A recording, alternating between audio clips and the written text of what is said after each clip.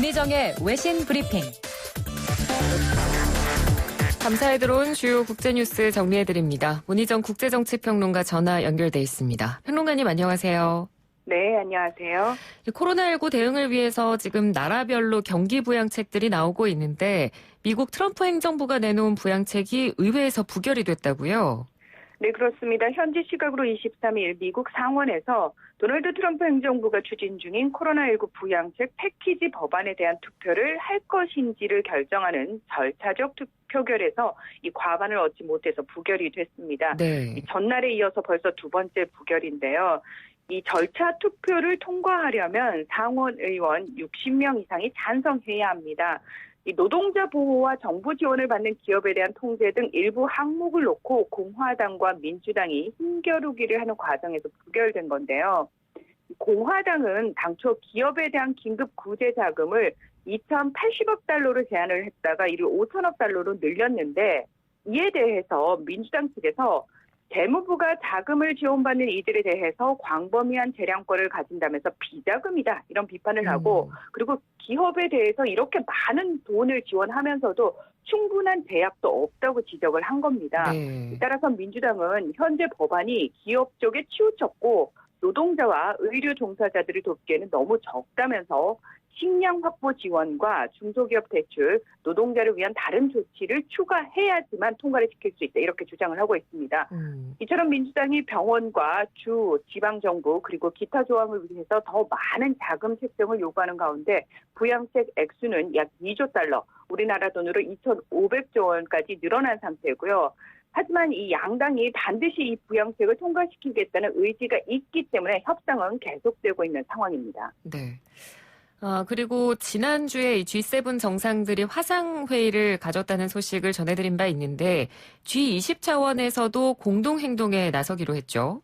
네, 그렇습니다. 우리 문재인 대통령이 G20 차원의 이 화상회의를 제안을 하고 공동행동에 나서자라고 먼저 얘기를 했었죠. 네. 그리고 23일 주요 20개국 G20 재무장관과 중앙은행 총재들이 코로나19 대응을 위한 긴급 화상회의를 개최했습니다. 여기서 이 코로나19가 시장과 경제적 여건에 미치는 영향을 긴밀히 모니터링하기로 하는 한편 대응을 위한 행동 계획을 발전시키기로 합의를 했는데요.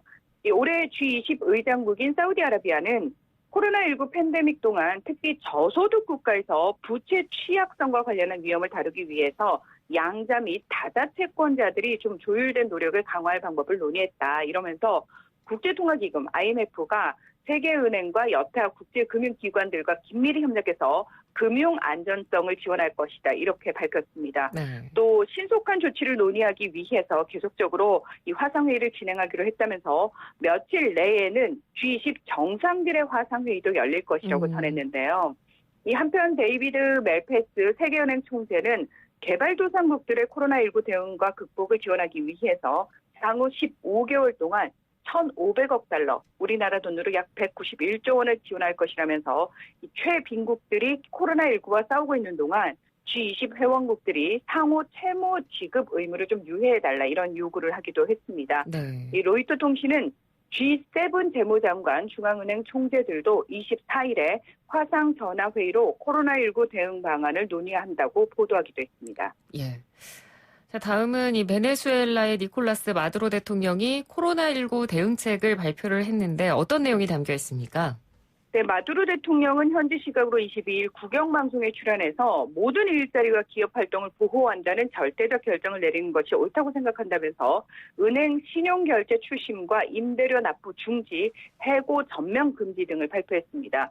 따라서 6개월간 은행이 신용결제 추징을 중단할 수 있고요. 그리고 통신 서비스는 끊을 수 없습니다. 또 가계 및 기업 임대료 납부는 유예되는 상황인데 네. 무엇보다 2015년에 처음 내려진 뒤 지금까지 이 매년 연장되어 온 해고 금지 조치를 올해 12월까지로 연장하기로 했습니다. 이 마두로 대통령은 이번 코로나19 대책으로 인해 발생하는 모든 손해에 대해서는 정부가 보상하겠다고 밝히면서 조만간 중국과 러시아로부터 인도적 지원을 받을 것이라고 말했는데요. 사실 베네수엘라 정부가 지난 17일에 IMF의 코로나19 대응을 위한 긴급자금 50억 달러, 우리나라 돈으로 약 6조 2천억 원 지원을 요청을 했습니다. 네. 하지만 IMF가 마두로 정권을 인정할 수 없다면서 거부했는데요. 따라서 마두로 대통령은 미국을 향해서 이 코로나19 사태 동안만이라도 좀 제재를 해제해달라 이렇게 강력히 촉구를 한 상태입니다. 네.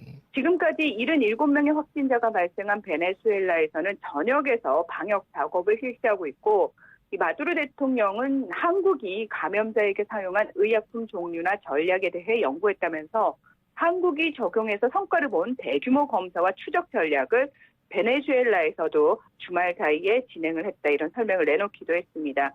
이 현재 여행 금지령과 함께 수도 카라카스를 비롯한 6개 주에서 격리 조치가 시행되고 있는 가운데 지난 16일에는 전국에 휴교령이 내려졌습니다. 네. 이 한편 지난 18일에는 북서부 술리아주의 한 교도소에서 가족 면회 금지 조치에 반발한 수감자 80명이 집단으로 탈옥하는 사건이 발생해서 이 과정에서 5명이 사망하기도 했습니다. 네. 언급해 주신 것처럼 베네수엘라를 비롯한 전 세계 대부분의 국가가 지금 학교를 대상으로 휴교령을 내린 상태입니다. 우리나라도 지금 개학이 연기가 됐는데 저도 어제 이 뉴스를 보면서 조금 충격이었는데 싱가포르가 학교가 오히려 더 안전하다 이러면서 23일에 네네. 모든 학교에 개학을 강행을 했더라고요. 네, 코로나19와 관련해가지고 젊은이들이라든지 어린이들은 잘 감염이 되지 않는다 이런 얘기들 많이 나왔죠. 네. 예, 사실 싱가포르에서는 그동안 일부 지역 학교에서만 휴교령을 내렸었는데요. 그 부분마저도 다 취소를 하고 예정대로 23일 모든 학교의 개학을 강행했습니다. 옹예풍 싱가포르 교육부 장관은 싱가포르 내 코로나19 학생 환자 중에서 학교에서 감염된 사례는 단 한 건도 없다면서 따라서 학교가 어린이들에게 가장 안전한 장소라고 개학 이유를 설명을 했습니다. 네. 그러니까 오히려 젊은 사람이 집에서 어른들에게 감염되는 경우가 대부분임을 감안하면 아이들이 어른보다는 이 바이러스 감염 위험성이 덜한 반 친구들과 함께 학교에서 시간을 보내는 것이 낫다는 건데요. 옹 장관은 학교를 닫으면 또 많은 학생은 집에 머무르지 않고 지역사회에서 뛰어다니면서 더 많은 사람들과 어울릴 것이고 결과적으로 더 큰 위험에 빠질 수 있다고 강조를 했습니다. 네. 그리고 무엇보다 또 학교 문을 계속 닫는다는 것은 특히 맞벌이 부모라든지 아이들을 돌볼 방법이 마땅치 않은 부모를 포함해서 많은 이들의 생활에 지장을 줄 수도 있고 특히 보건 관련 노동자들과 필수적으로 지금 활동을 해야 하는 서비스 업종에 종사하는 부모들에 대한 고려가 무엇보다 그렇죠. 이번 개학 결정이 좀 작용을 했다. 이런 설명을 했습니다. 단 개학을 강행하는 대신 몸이 좋지 않은 학생은 격리실이라든지 집으로 보낸다거나 수업 시간에 거리를 두고 앉히고 주기적으로 손과 얼굴 씻기 등 학교 내에서 예방책도 함께 실시할 것이라고 밝혔습니다. 네. 우리나라도 지금 4월 6일로 지금 개학이 연기된 상태인데 이 부분에 대해서도 우려의 목소리가 계속 나오고 있기 때문에요. 이 싱가포르의 사례를 저희가 한번 좀 계속해서 좀 볼 필요가 있을 것 같습니다. 네네, 맞습니다. 네. 그리고 최근 지금 이탈리아가 가장 코로나19 관련해서 피해를 크게 보고 있는데 이탈리아의 쿠바가 의사들을 파견을 했다고요? 네, 맞습니다. 앞서서 사실 의료 시스템이 취약한 베네수엘라를 비롯해서 니카라과, 자메이카, 수리남, 그레나다 등 중남미 국가들에게 의료진을 파견했던 쿠바가 이번에는요, 이탈리아 북부 롬바르디아주에 52명의 의료진을 보내서 긴급 구호 활동에 들어갔습니다. 이탈리아의 경우 전체 누적 확진자의 약 8%가 의료진인데요. 그러니까 의료진 4,824명이 바이러스 확진을 받았고 이 중 19명이 사망을 했습니다. 예. 그리고 제가 이 시간에도 전해드렸다시피 북부인 롬바르디아주의 경우 의료 체계가 거의 붕괴된 상태고 전시 상태라고 할 수 있습니다. 이 쿠바는 사실 경제난과 함께 트럼프 행정부 들어서 다시 시작된 미국의 제재까지 겹쳐서 의약품과 생필품이 부족한 상황이긴 하지만 인구 1000명당 의사 수가 8.2명으로 전 세계에서 가장 많습니다. 네. 따라서 이 강점을 이용해서 그동안 수많은 의료진을 파견을 해서 전 세계에서 인도주의적인 지원을 해왔는데요. 특히 2004년부터 가난한 나라들의 안과 의사들을 보내서 수십만 명에게 무료 의료 지원을 한 기적의 작전이 상당히 유명하고요. 2010년 아이티 콜레라 사태라든지 2014년 서아프리카 에볼라 사태 때도 이 쿠바 의료진들의 활약이 상당히 두드러졌습니다. 네. 또 지난 18일에는 탑승객 600여 명이 탄 이 영국 크루즈선이 카리브해에서 미국과 쿠바의 도움을 요청했는데 사실 미국은 이 선박의 기항을 거부했거든요. 당시 쿠바는 인도주의적인 이유로 입항을 허가하기도 했습니다.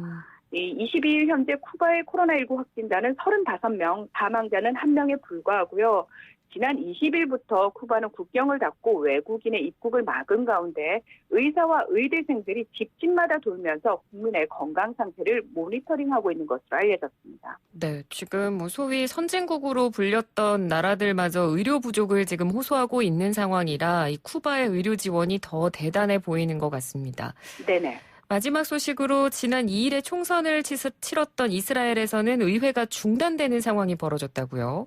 네, 코로나19로 전 세계가 혼란스럽긴 하지만 국가 재난적 상황에서 오히려 더 활발하게 작동돼야 할 의회를 중단시킨 거는 이스라엘이 유일한데요. 네. 지난 2일 치러진 총선에 따라서 제23대 의회의 개원식이 16일에 열렸지만 그 앞서서 이틀 전 14일에 이 이스라엘이 10명 이상 집회 금지령을 내렸습니다. 그래서 의회 소집 자체를 못하게 된 겁니다.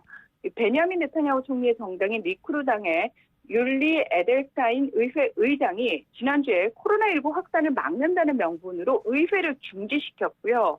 이에 따라서 신임 의장이라든지 위원회 구성과 같은 의회 활동이 전면적으로 다 중단이 된 겁니다. 네. 사실 지난 15일 청백당의 베니 간츠 대표가 총리로 지명돼서 연립정부를 구성하는 수순에 들어간 상황에서 네타냐후 총리의 리쿠드 당이 의회를 중단시킨 것은 정치적 의도가 있다고밖에 볼 수 없는데 이에 대해서 이스라엘 야권은 에델스타인 의장 교체와 반 네타냐후 세력의 입법을 저지하려는 집권 여당의 정략적 결정이다 이렇게 반발을 하면서 현지 시각으로 22일 정부가 코로나19에 따른 집회 금지 등 조처를 시행하더라도 의회는 정상적으로 운영해야 한다고 요구하는 소송을 대법원에 제기를 한 상태입니다. 네. 네타냐후 총리는 야당이 참여하는 비상거국 내각 구성을 제안하고 18개월 이내에 총리직에서 물러나겠다고 제안을 했지만 이 간츠 청백당 대표는 네타냐후 총리가 코로나19 사태를 이용해서 민주주의를 훼손하고 있다고 비판하면서